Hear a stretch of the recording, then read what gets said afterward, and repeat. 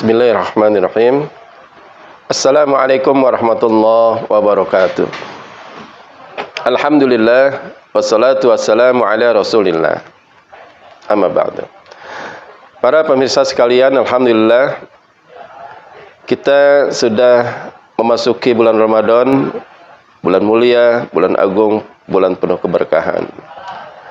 Maka kita berharap bahwa kita termasuk orang-orang yang mendapat banyak kesempatan dari Allah Subhanahu wa taala untuk banyak melakukan amal soleh di bulan ini. Dan tujuan dari semua amal-amal kita adalah agar Allah memberikan kepada kita kebahagiaan dalam kehidupan ini. Maka sesuai dengan tujuan dan keinginan kita untuk bisa mendapatkan kebahagiaan, langkah-langkah yang harus kita lakukan adalah langkah menuju kebahagiaan itu sendiri. Maka Sayyidina Ali bin Abi Thalib pernah berkata, sab'a mafatihas sa'adah. Ada 7 kunci kebahagiaan. Sampai dia menguraikan 7 kunci kebahagiaan. Yang ketika kita menjadi orang-orang yang berharap mendapatkan kebahagiaan itu, maka berusahalah kita termasuk orang-orang yang bisa menjalankan dari kunci-kunci kebahagiaan yang dikatakan oleh Sayyidina Ali bin Abi Thalib. Yang pertama, Sayyidina Ali bin Abi Thalib mengatakan, la takrahu ahadan hatta law salaba haqukuk. Janganlah kalian membenci siapapun walaupun mereka mengambil hak kalian. Betapa orang-orang tidak sanggup meredam dirinya dari emosi, kemarahan, bahkan kebencian ketika haknya diambil, miliknya diambil, apalagi dengan cara-cara yang tidak baik. Sungguh semuanya telah diketahui oleh Allah Subhanahu wa taala.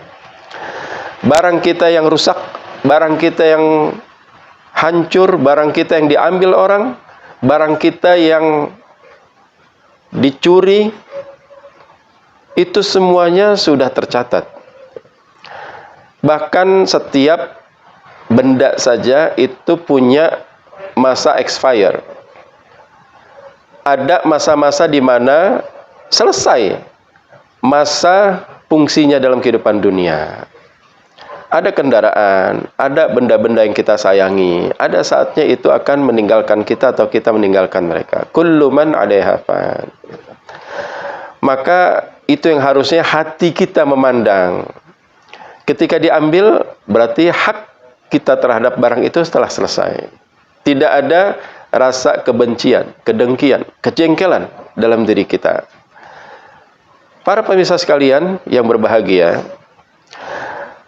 ketika ada orang yang memaki kita, menghina kita, menyakiti diri kita, mengambil barang kita, itu sungguh Allah tahu dan Allah akan mengingatkan orang itu. Allah akan membalasnya. Man jaa bisayyi'ati fala yujza mislaha wa hum la yuzlamun. Suratul An'am ayat ke-160.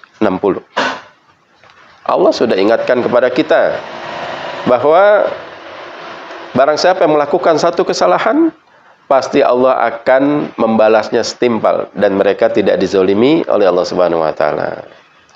Betapa ketika kita yakini, kita pahami hal ini, hati kita menjadi lapang betapapun baru saja kita disakiti. Karena ternyata membalas keburukan yang dilakukan oleh setiap orang bukan wilayah kita, itu wilayah Allah Subhanahu wa taala. Sehingga harusnya kita menjadi orang-orang yang berlapang dada. Memaafkan menjadi begitu mudah. Karena kita tahu bukan wilayah kita membalas dari orang-orang yang telah menyakiti diri kita. Bahkan kita kasihan kepada orang yang melakukan kezaliman dalam kehidupan ini. Karena kezalimannya akan kembali kepada kerugian dirinya. Jadi betapa bahwa Allah inginkan bahwa hati kita tetap terjaga dalam kebersihannya. Ini yang Allah inginkan dalam kehidupan kita. Yauma la yanfa'u malun wala banun. Pada hari akhirat nanti, di yaumil qiyamah, tidak bermanfaat harta kalian dan anak-anak kalian. Illa man atallaha biqalbin salim. Kecuali siapapun yang menghadap Allah dengan membawa hati yang selamat. Kita tahu bahwa kebencian itu bagian dari penyakit hati, kotoran hati. yang harusnya kita tidak bawa dalam kehidupan ini. Marah itu kotoran buat hati kita. Allah inginkan bahwa hati kita bersih, penuh dengan pemaaf. Bahkan Rasul dijuluki oleh Allah Subhanahu wa taala sebagai Raufur Rahim. Orang yang sangat rauf, memenuhi segala keinginan baik dari sahabatnya, orang beriman. Orang yang sifatnya merasa nggak enakan, itu rauf. Dan rahim, sayangnya Rasulullah kepada manusia secara umum. Bahkan kepada sahabat betapa luar biasa. Karena mereka adalah pejuang-pejuang dari Islam di zaman Rasulullah saat itu. Para pemirsa sekalian yang berbahagia, maka jadikanlah diri kita orang-orang yang senantiasa menjaga hati kita. Jadi jangan sampai kebencian ini membawa dampak buruk bagi kehidupan kita dunia akhirat. Karena sungguh orang-orang yang memiliki nilai kebencian dalam dirinya, dalam hatinya, dia akan merugi. Dia susah untuk menjadi orang-orang yang tenang, yang tentram, bahkan yang bahagia dalam kehidupan ini. Tidaklah dia melihat orang yang dalam kehidupannya penuh dengan keburukan, kecuali timbul rasa kebencian dalam hati kita. Ada satu kisah menarik. Sayyidina Umar bin Khattab ketika melihat Umair bin Wahab datang dari Mekah menuju Madinah ingin bertemu Rasulullah. Saat itu Umair bin Wahab masih dalam keadaan kafir. Betapa bencinya Umar bin Khattab. Dia katakan kepada Umair,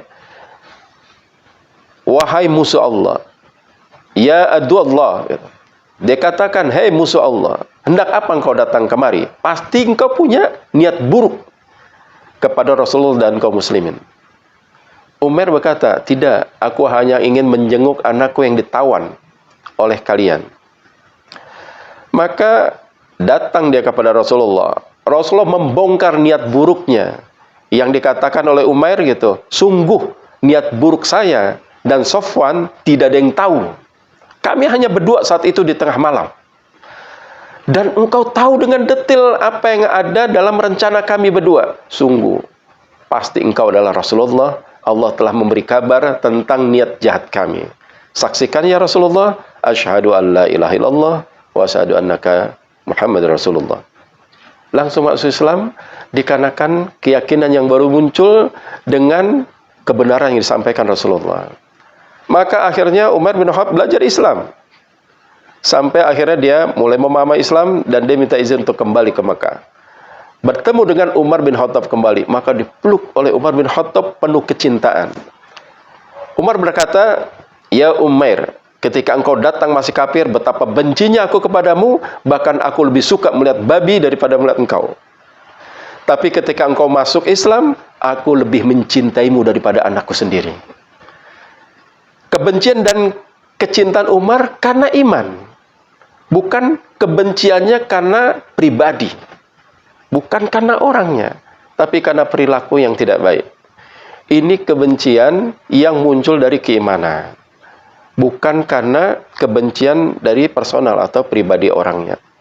Masalah muslimin rahimakumullah, sebagaimana ketika kita benci dengan api neraka. Ketika kita benci dengan kemaksiatan. Maka ketika kita dihadapkan kepada surga, kebencian kita hilang.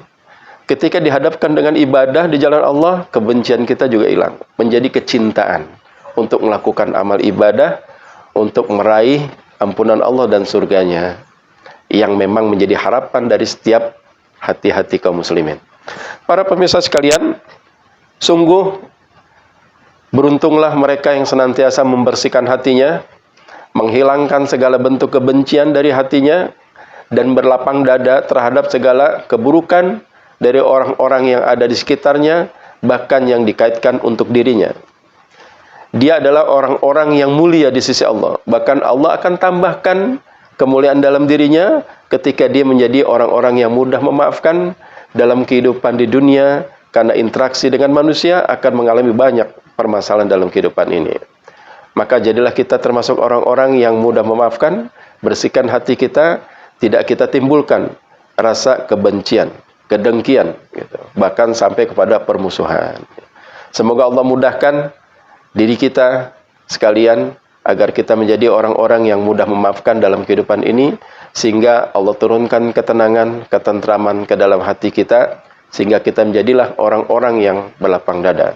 Huwallazi anzala sakinatan fi qulubil mu'minin. Dialah Allah yang menurunkan ketentraman ke dalam hatinya orang-orang beriman. Maka ketika keimanan kita sudah ada, itu tanda kita bahwa kita siap untuk mendapatkan ketenangan yang Allah turunkan. Maka jadilah kita orang-orang yang mempersiapkan diri kita untuk layak mendapatkan ketenangan dari Allah Subhanahu wa taala. Demikian, semoga bermanfaat buat kita sekalian. Assalamualaikum warahmatullahi wabarakatuh.